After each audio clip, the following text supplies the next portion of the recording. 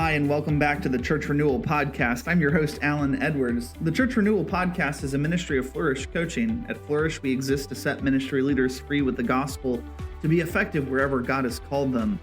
In this episode of the podcast, we're continuing our series on Renewal 101, the basic building blocks of leading change and gospel renewal in the local church. And today we're tackling the subject of strategic planning for you. That's you, the ministry leader. So often in ministry, it feels like the crunch and pressure of time collapses in on us, and many ministry leaders are so focused on putting out fires and the urgent tasks that they never have time to get to the things that are important to them.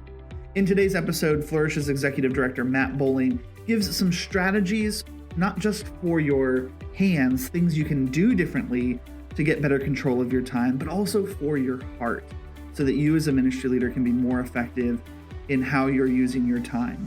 If this has been a problem for you, we totally understand. It is so common among pastors and church leaders. So we would love to talk to you about it. You can always reach us on Facebook, Flourish Coaching 1, that's Flourish Coaching and the number 1 on Facebook, or contact us through the web, flourishcoaching.org/contact. All right, let's dig into the ways that Jesus is renewing his church through the way you, the ministry leader, use your time. Hey, Matt, welcome back to the podcast. Are you consuming lots of podcast material during this tail end of the social distancing season here? I actually have just been able to get back into podcasts. I had, our listeners may not know that I've been working on my doctorate of ministry. So my doctoral classes basically are all consuming from reading and writing and things like that from January until mid-May. And so got through my classes, kind of got my brain back again, and now I'm just beginning to listen to podcasts again and really enjoying it, actually. So glad to be back in that stream of not doing compulsed reading. Sorry, professors. Yeah, no, I'm not gonna lie. I don't listen to a lot of. I listen to some ministry related podcasts, but I listen to some news stuff, and I've also started listening to some. This might turn our listeners off. I've listened to some real play, like Dungeons and Dragons podcasts that are pretty hilarious. Oh, interesting. Yeah. If you look at the resume of Alan Edwards, you would assume that I have played Dungeons and Dragons, and I might have done it like 5 times. But I find the podcast world of D&D hilarious and interesting. So anyway, if that turns you off, listener, I'm so sorry. I think so. I have a theory. I think that we enjoy being around other people that are having a good time. Yes.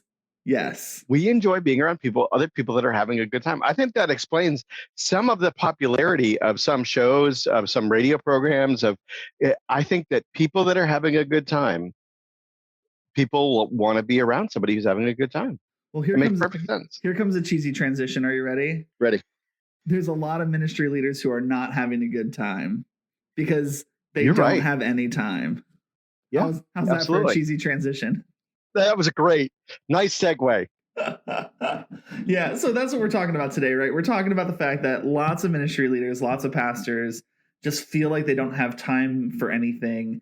And in this series, Renewal 101, the building blocks of like leading church change and church renewal, one of the workshops that you teach, Matt, is called Strategic Planning for Yourself. It's the idea that by being strategic and thoughtful, pastors and ministry leaders can get some control over their time so that they can be more effective.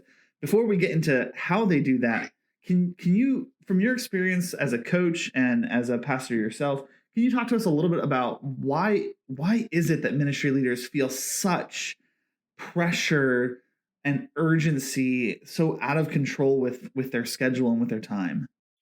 Yeah, so I think it flows from two things. One of two things. For some people, it's a mixture. It depends a little bit on whether they are more oriented towards task or people.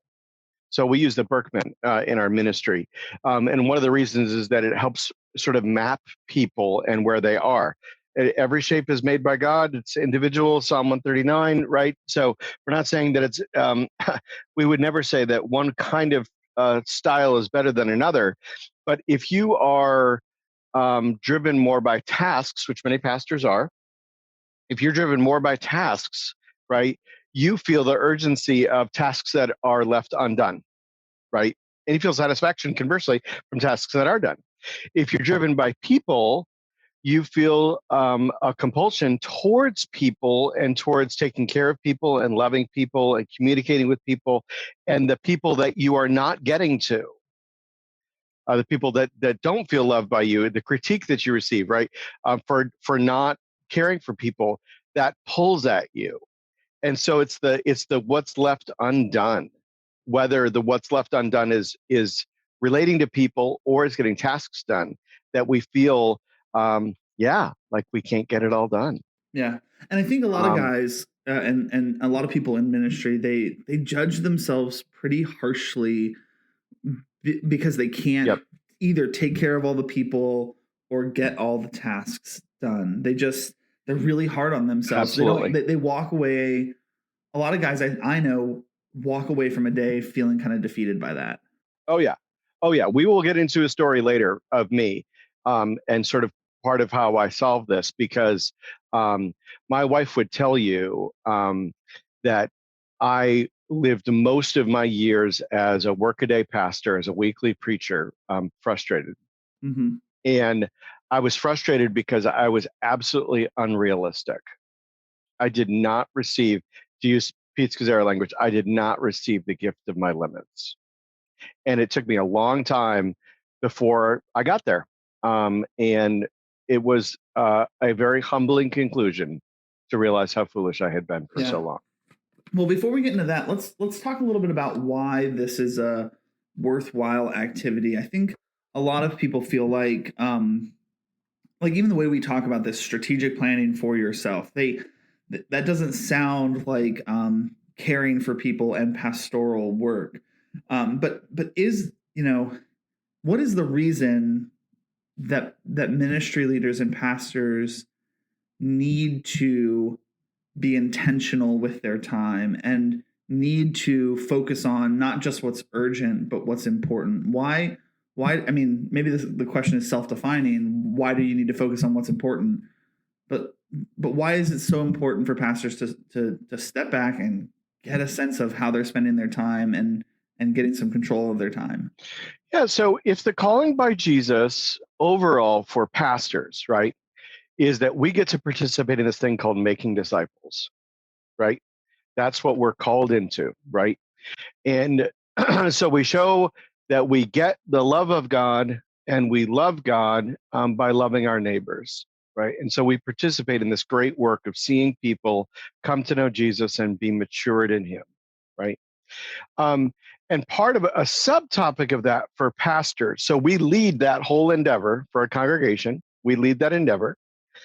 And a subtopic of that is that we equip the saints for the work of the ministry, right? That's a sub theme of our calling, right?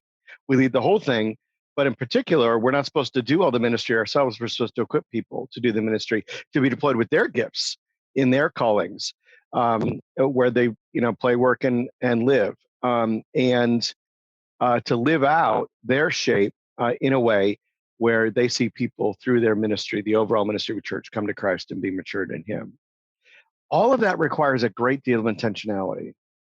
It requires a great deal more than, well, this is what I feel like doing this week, or this is what's imposed on me by what the church has always been. This gets amped up, I think, in Church Renewal. It's the Church Renewal podcast, right? So this gets amped up in Church Renewal because the intentionality has to be ramped up. There are things that have to be put away and new things that have to be created. There are dynamics that have to be shifted. All of that takes a great deal of energy and time and intentionality. And if you don't plan it out, you'll just get stuck in what, preachers affectionately call the 7-day cycle, right? You just, it's a new week, got to write a new sermon, got to write a new liturgy, have to do this meeting, need to do this meeting, right? Oh, I should really follow up with Mary. And there isn't the taking of intentional time for the transformation of the organization. Ideally, the pastors will probably get critiqued by this, but what I affectionately, and I do call it affectionately, call the weekly work of the church is the machine. And it is a machine because it'll either eat you up and spit you out if you're not careful. Right. So that it's not incautiously chosen. The machine will take 80% of everybody's time. It'll take 100% of your time. It'll take more than 100% of your time if you allow it. But ideally, you should be able to get the machine done with 80% of your time, which leaves you 20% of your time for strategic initiatives. But the only way that you have that 20% of your time for, I think the next time maybe, or a couple of times down the road in the podcast here, we'll talk about strategic planning for a congregation. The only way that you can live out and actually see those objectives that you would form in a strategic planning context for a congregation, the only way that you help assure that those happen is if you have 20% of your time a week to push them forward. So this is why it's so critical, is you can't enact congregational transformation that's so frequently needed in church renewal unless you got 20% of your time to do it. And this is the only way to get 20% of your time. Does that make sense? Yeah. So let's say, for the sake of argument, that a pastor is expecting, now this might be low for some people and high for others, but a pastor might be expecting himself to work between 50 and 60 hours a week, right? So he's given himself 50 to 60 hours to fulfill his vocational calling. Now we all know that, like, the midnight phone call and the, early morning breakfast with the trusted elder who's also a friend, all those kind of things blur the lines between work and life when you're in ministry. Sure. But let's say 50 to 60 hours. So what I hear you saying is that somewhere between 40 and 45 hours of the week, he should, quote unquote, keep the machine running, by which I think you mean like preparing sermon lessons, if he needs to do some work on his liturgy, if he has to manage some staff, attend some meetings, the basic function of the church. Is that what you mean by keeping the machine running? Yes. It would be what Pat Lencioni talks about in the Silos book, your day job. Okay. And Silos is important. Maybe we'll link it in the show notes. Listeners of the podcast will know that I'm a huge Lencioni fan. But Silos fits here really well because it's the book where it really talks about having a couple of strategic initiatives for your organization. Okay. To clarify and to bring things together.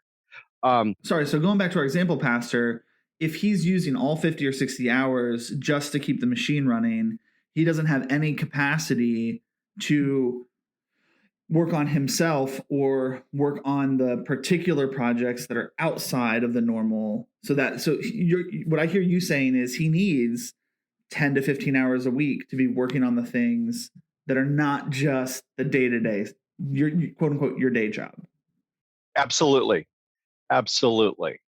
Okay. So and maybe this is the reason why a lot of pastors are frustrated. Okay. Because they don't create that time for what they know needs to be new and different and changed.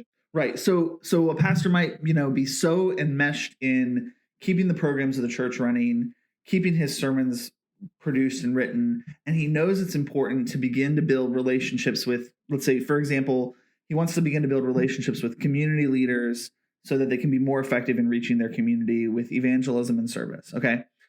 So if he's spending all 55, 60 hours a week just keeping the machine running, he is frustrated that he can't, the only way he can conceive of taking out the local mayor or the local superintendent to lunch is adding more time, which takes away from family, which takes away from health, which takes away from rest, right? Oh, work-life balance is something that we commonly coach people on because this is exactly the way they try and approach it. Okay. Yeah. So let's shift then to how does a ministry leader learn to get the quote unquote day job, quote unquote, keep the machine running in 80% of his time and using 20% of his time for those special strategic, thoughtful renewal initiatives.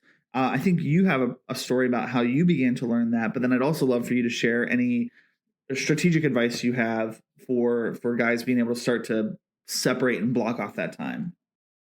So a couple of things. One of the things that I really recommend to guys is actually do a time study. Take a week or a couple of weeks and mark down how you use every half an hour, right? Okay. And actually see how your time is spent over the course of 2 typical ministry weeks. You're going to be surprised. I'm telling you. Things like drive time. You might be embarrassed. Yeah. Um, you might be heartened that the 15 minutes that you spent in the shower thinking about your sermon, how many of those bits happen in the week for a pastor, that you spend a half an hour on your day off talking with your wife about this counseling situation, right? That was a half an hour work, not a half an hour on your day off. That wasn't a half an hour off. That was a half an hour working. And so I think you're going to be surprised and what that variety could look like. So I think that the only way that you can begin to squeeze it down to 80% is to see what you're doing. And then maybe the story you were alluding to is, what are you trying to do?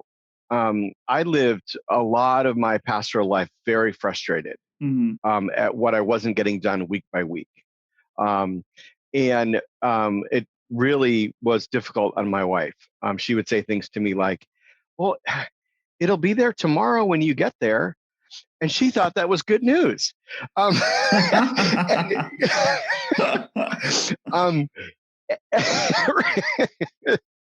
It's so funny how two people can look at something so differently. Sure, yeah. And so it wasn't until I took a sabbatical in 2014. So this is about 6 years ago now. I took a sabbatical in 2014 while I was still, a weekly preacher. And towards the end of it, I knew that this was one of the issues that I really needed to deal with. And that, frankly, the Lord wanted to deal with me, was that it just wasn't fair to everybody around me to be constantly in a state of frustration about what I wasn't getting done. Right. And so I took what I wanted my weeks to look like, and I wrote down, here's the things that I want to do, and here's the time that I think it takes to do it. And then I started to take those and I started to create what I call a block schedule, which is that you have a chunk of time in a week. We teach people how to do this, as coaching clients, things like that. But you take a particular thing, isolate a block in a week, and the thing always goes in that block every week, right? Including that one of those blocks was, I always had Tuesdays and Thursdays for lunches with people in church. I always had afternoon coffee times or beer or whatever, I had morning times, right? So I had plenty of relational chunks that were sacrosanct, sermon prep chunks and other kinds of liturgy chunks and whatever that were sacrosanct. And I had, time off was sacrosanct. Exercise was sacrosanct. So you just make a lot of things sacrosanct, right? When I started to take the list of things that I wanted, the chunks of time I wanted to have in a week, and I started to map them across a week, and I was realistic about the time that things took, I got to the end of my 168 hours before I got done with my list of things I wanted in a typical week. And I went, you idiot. It's no wonder you've been frustrated all these years. You've been trying to do something that nobody could possibly do. It didn't matter if I managed my time better. My aspiration was higher than the available hours I had. So then you cloned yourself and you had two of yourselves running in parallel. I totally understand. This is great. Great advice. If you would like to hire Flourish to clone you, we have to clone yourself. Yes, exactly. Okay. So so what did I have to do? Yeah. Go ahead. No, I was just going to say, you come to this realization that there are more good things to do than there is Matt to do them. Right. And then you have to figure out which of those things am I going to choose to do? Which will we love Matt Perman and What's Best Next. We'll link it in the podcast, the show notes. But, which things could I delegate? This is a Matt Permanism. Which things could I delegate? Which things could I eliminate? Right. Which things could I automate? And which things could I defer? That's Matt Perman's DEAD acronym. So some things I learned to delegate. Other things I began to say, do I really need to do that? Other things I automated. There are pastors who are really good at liturgy. They love crafting liturgy. That's just the highlight of their week. It was not for me. I never developed a great love. I had great love for preaching, not a great love for liturgy. And so I figured out a way to automate the way that we created liturgy so that it was a quality gospel-shaped liturgy that had variety, that hung together well, that was easy to lead, and that blessed people, but also required very little of me week by week. Now, that's a choice that I made. Not every pastor would make that choice, but I automated it so that it didn't take a lot of my time because there wasn't a lot to be gained there for my congregation or for me to Right. to do that. There are things in all of our jobs that are repetitive tasks that we can learn to automate, right? Right. And then the last of permins is to defer. Can you save that? Can you carry that over into the next day, into the next week? Mm-hmm. And a lot of the things, if you think, Eisenhower box, right? Urgent. So many things feel, Eisenhower boxes, two axes, urgent and important. The things that are urgent and important always get done. A sermon is urgent and important every week. So is a liturgy, right? Mm-hmm. A monthly session meeting is an urgent and important, right? The things that have to happen. And the machine, by and large, that 80% fits in urgent and important, which means that if you don't box that in to be only 80%, you'll never get to important non-urgent, which is Mm-hmm. the other part of the Eisenhower box that you have to plan the time to do it. And so if you don't have project time, for example, in your block schedule, when project time comes up in your block schedule, you go, oh, okay, it's time for me to put this down and to pick up, okay, where are we at this week on our strategic initiatives, and what do I need to do to make those balls roll a little bit farther down the field, right? Yeah. But if you have that in your block time schedule, then you may go do it, right? Right. And that's why the concept of it I find so immensely helpful. I'm just writing about this actually for the blog. The blog will probably come out earlier than this podcast does, but I am writing a quite long piece for the blog. It'll be probably at least a two-parter, and I'll put a bunch of references in it. But we'll put a few in the show notes here as well, I think. Okay, great. Yeah, I was just gonna say let's do that. So I'm listening to you. I'm feeling that internal urgency and that tug and that desire to get some control of the schedule. I agree that if I'm going to be on mission with Jesus, I need to do the things that are important. And so I want to take some practical steps to do that. You've mentioned some good resources like Lencioni's book on silos, Perman's book on what's best next, a tool called the Eisenhower box, another tool called a time study. We'll give give links and information about these resources. What is the okay, right? So if we're talking about people who feel like they have too much to do, and we're recording a podcast telling them, if you feel like you have too much to do these things, and it'll help you do better. Okay. So this might be one of those, like, the medicine tastes so bad that nobody's going to take it. How do we make this medicine, right, like what they do for kids, make this medicine bubblegum flavor? What is something that you feel like our audience needs to hear today to help them make a good decision tomorrow when it comes to managing themselves and being strategic with their time? What do they need to hear that's gonna help their heart? I think that this is a matter. I'd say a couple of things. One is you have to be sick of the way that something is in order to change it. So if you're sick of how your time use is going, you know it sucks and you want it to be different, it's worth investing. So I think you've got to really be kind of sick of I was sick of the way that I use time for most of the time that I pastored week in and week out, ate me up and spit me out. And it was not tending towards my longevity in ministry. Mm-hmm. And so this is a survival tactic, Right. right? So I think that you've got to be really convinced that this needs to be different, and so that you put the time in to do it. I think also Cal Newport, and we'll put these in the show notes. Cal Newport has written 2 books that I think are really critical for pastors to read. And I think that we don't realize how much of our work is deep work, as Newport puts it, and how much of it ought to be, and that's really, we are too prone to use our notifications, right? And to be distractible and to really allow ourselves to be subject to what the culture tells us the good life is, instead of really taking the time to put everything aside for 2 hours and just work on something and feel the satisfaction of that. Right. So I think you've kind of got to be sick of it, and you've got to go, you know what? The way I'm going about this, the way I'm living life, this may not tend towards my longevity in ministry. And so this is about survival, of learning how to do these deep work things Yeah. well Let me and ask you consistently. this. Let me ask you this, Matt. Is it okay for a ministry leader to intentionally take a 2-hour chunk every week to go for a walk and talk with God open-ended? Are ministry leaders actually really free to do that? The Father is way more interested in you spending that kind of time with him than you are.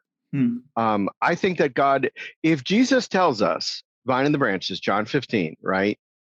What did I call you into my kingdom for? To bear much fruit. However, that bearing much fruit only happens when you're tapped into me, because you know what? Actually, you can do nothing by yourself. How much are we trying to do by ourselves? Our prayer life reveals how much we're trying to do by ourselves, or our lack of prayer life. Yeah, I that is one of the things that was in my block. Alan knows this is why he led me this way. That was one of the things in my block, was to get out every week for a long prayer walk, because it was survival for me, because my heart's so messy and ministry's so hard that it was survival. Well, Matt, I hope that our listeners get from us that being strategic with your time, strategic planning yourself, is not about adding more to the to-do that you already can't do, but freeing you, because what Jesus thinks about you, Pastor, matters more than what you think about yourself, and more than what others think about you. That if you begin to be prayerfully, Holy Spirit-led, strategic with your time, you will actually be more effective than the rat race you are currently losing. Amen. Amen. All right. Yeah. Well, thanks, Matt. We'll get together again real soon, and we'll be talking about how to lead strategic planning for your congregation and why that's important for the building blocks of church renewal.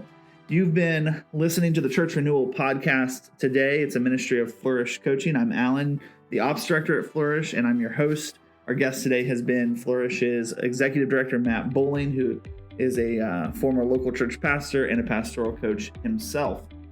If you are benefiting from these conversations about renewal and the church, come out and visit us online. Find us at flourishcoaching.org. You can contact us there. You can give to support the ministry and the podcast as we bring coaching and training and content to local church pastors that help affect the renewal of local congregations. You know, the reason that we do this is that Jesus is still gathering a people to himself. That's really the only sufficient reason that this day dawned. And the ordinary way he does that is through the local church. So join us as we explore the ways that Jesus is renewing his church.